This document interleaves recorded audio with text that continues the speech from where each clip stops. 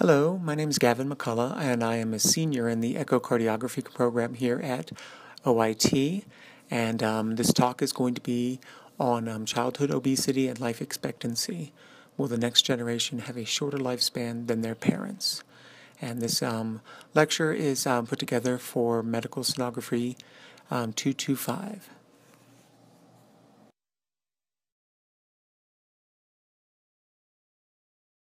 So what we want to talk about first is life expectancy. And one of the things that we learned in medical sociology is that life expectancy in the United States is increasing with each generation. And each generation, the children, they live longer than their parents. And we see this for a variety of reasons. We have improved health care, and we get this from vaccines, antibiotics. We have improving socioeconomic status, which gives us clean water, clean buildings, less asbestos and lead paint and all of those things. And we also have better education. We have better education of our patients, and they can use things like Google. But we also have better education of our doctors. Our doctors used to have very poor education. They almost would just buy their degrees. But now there's a lot of training that goes into that field.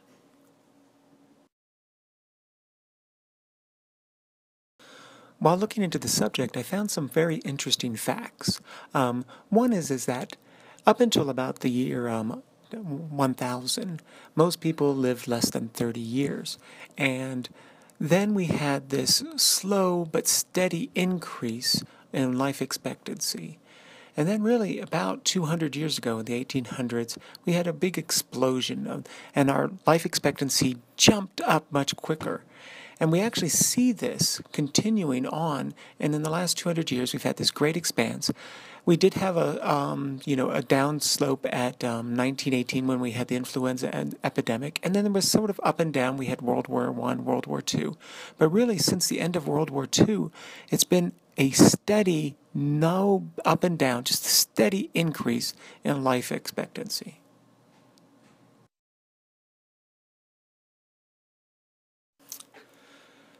But there are recent articles talking about a threat to the expected rise in life expectancy.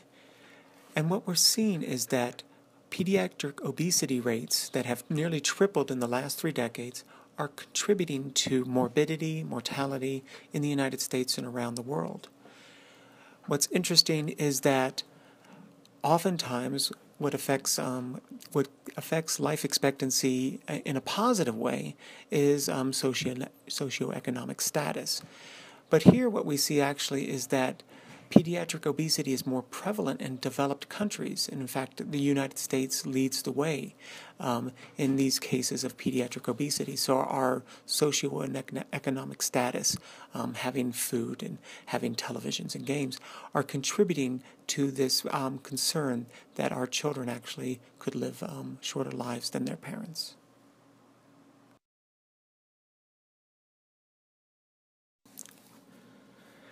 And this slide just basically is confirming those facts. They're showing how the childhood obesity rate is raising. Back in 72, it was less than 6%, and basically it's tripled up to 18% by 2000. And currently what we're saying is that 1 in 3 children will fall within the overweight and obese category, and that number is currently still rising today.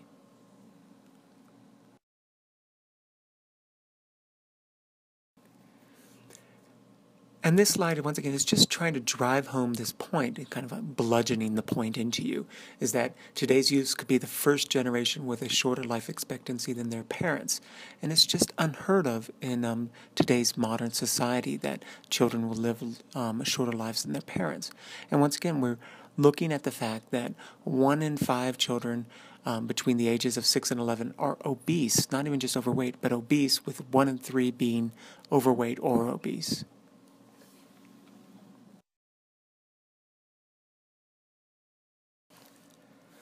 So why are we so concerned with this growing epidemic of childhood obesity?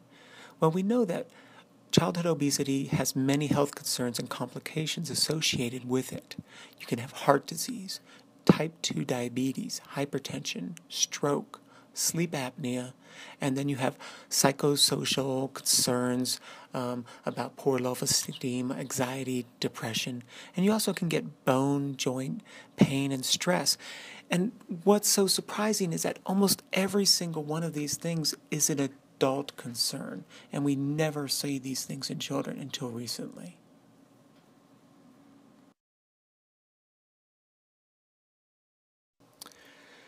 And what we're seeing with childhood obesity is that this epidemic, it puts a strain on medical staffs, hospitals, and increases the medical cost for families and for society.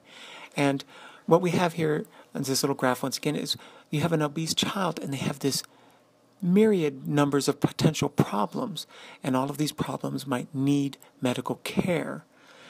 And one of the interesting facts, once again, that we're seeing is that so an average child born in 1963, 10 years old now, and this is really in my age group.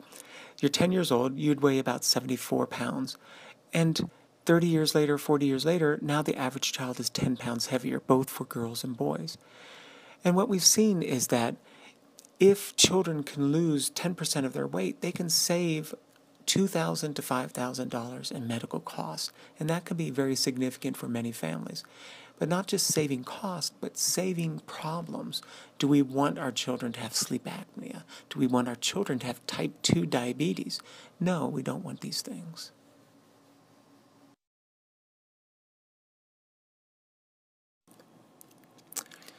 So some of the concerns we have with childhood obesity also involves the hospital costs that have skyrocketed.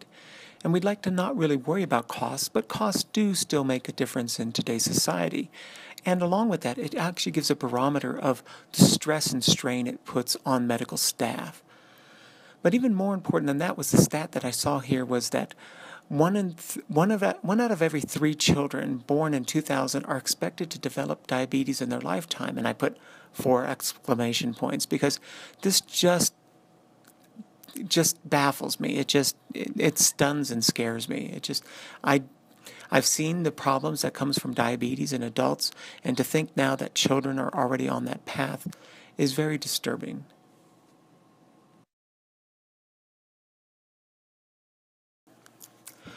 What this kind of overly busy slide shows is that research has shown that obesity and glucose intolerance, basically diabetes, and hypertension in childhood are strongly associated with increased rates of premature death. So not just complications, but actual death. And if you look closely at this overly busy, as I said, graph here, the olive green line, which is at the bottom of every one of these charts here, is an example of the most obese children, and every single one of them have the highest increased risk for early death.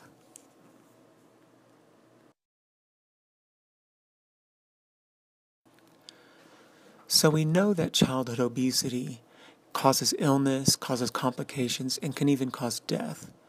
And so the question is, what can be done to stop this increase in obesity and the decline in our children's lifespans? And what we have to do is we have to look at causes and contributing factors and then assess how to best address this explosion of childhood obesity.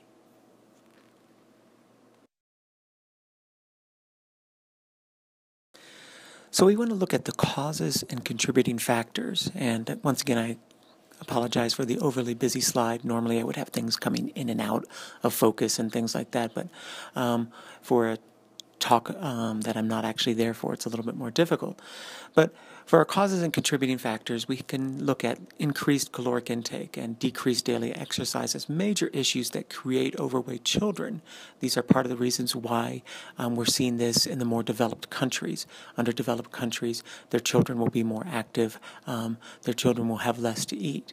But in our developed country, the United States, we run into these issues. And so we have video games, and we have fast foods, and we have computers, and all of these things contribute to that. Matter of fact, if you look at the average daily consumption of our children, it has increased over time. And the sizes of our soft drinks and the calories in our cheeseburgers and things like that have all increased over time. And what we're seeing here is we already know that 1 in 3 children are obese or overweight, and we know that there are health risks, and we know that there's sugar in everything. But really, what the stat here I wanted to add was that 74% of children don't get enough daily exercise, and that is something that can be looked at and addressed, hopefully.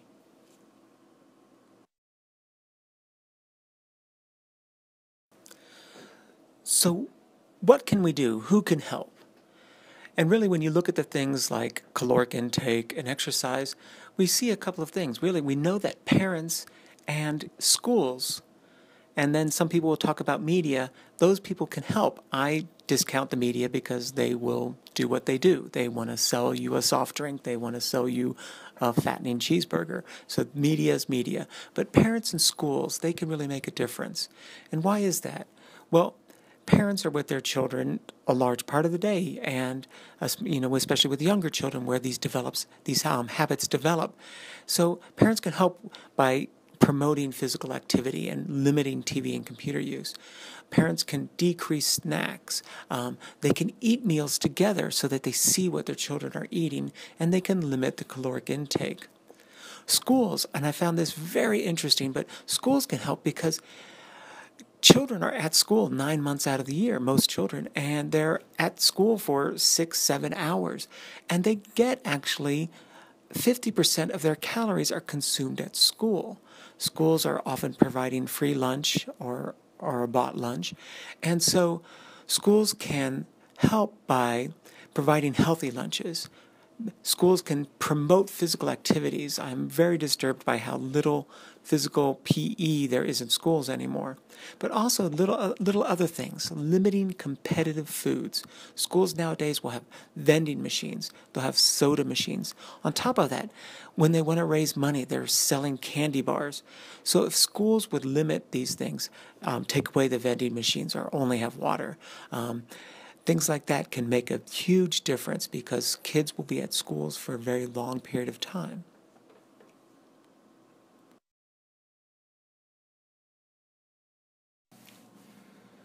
So we know that this growth in childhood obesity is scary, but is it hopeless? Um, we know that obesity is causing children to have more complications, more illness, and potentially death. And we know that obesity is putting a strain on our medical system and threatening to turn back the steady climb in life expectancy.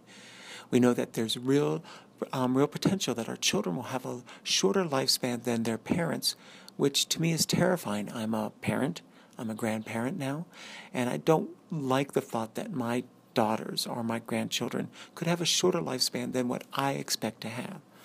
Um, so this is very concerning, but we do have a possible saving grace in that schools are in a unique position to actively promote both healthful eating and physical activity.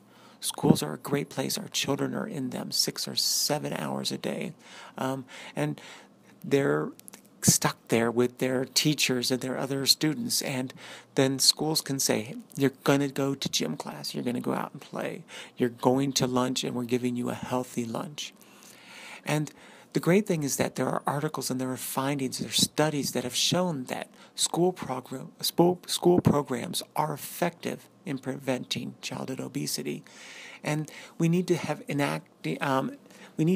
these programs enacted in schools so that we can have more and more successful programs that will reduce childhood obesity in the long term. And we know that prevention is a public health priority.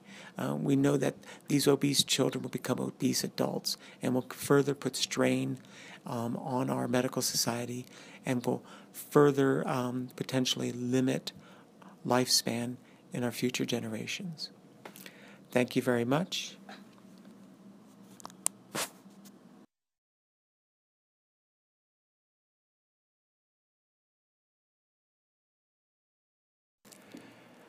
These are the works cited.